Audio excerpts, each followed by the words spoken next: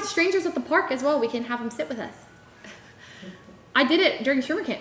I was going up to people. Not going. I'm just not gonna go. Have fun, guys. What do you mean? What do you mean? The whole time I'm gonna be like, they're about to pull out a knife, man. They're gonna pull out a knife.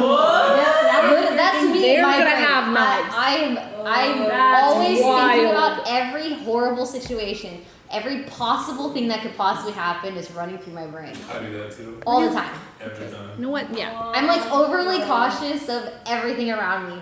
Okay, no strangers. Oh, thank you. No strangers. I mean, it's. How are you just gonna find a stranger anyways? Like that'll just be like, you know what? I was hoping someone invite me to play games today. Well, not games. You just be like, hey, do you want an egg sandwich? We made extras. Oh shit. Or we can be like, hey, do you want to play a game of Jenga with us? And they may be like, whoa, sure. I was just looking for some friends. And then we can make friends on the spot. And then 5 years in the future, you're like at a comedy show, and then someone, the comedy guy on stage is like, how did you two meet? And you're like, one day, I was putting a picnic at the park, and I just looked for some random friends. And look at us, 5 years later. That's not wholesome. You gotta manifest these things, right? That's wild. Wow, we are very different. Never mind. I also don't like strangers, but until that is straight up stranger danger. Everyone's a stranger until you introduce yourself.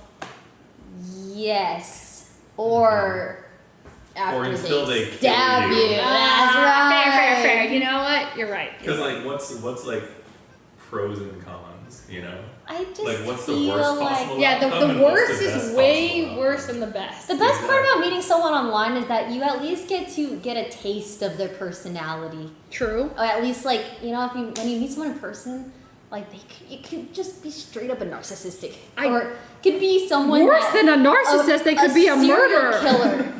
Yes, it could be someone so bad. True. Or they could like cling on to you and never like let go. Yeah, they could be hit you up every day. Where are you? They could be reading your kindness as flirting.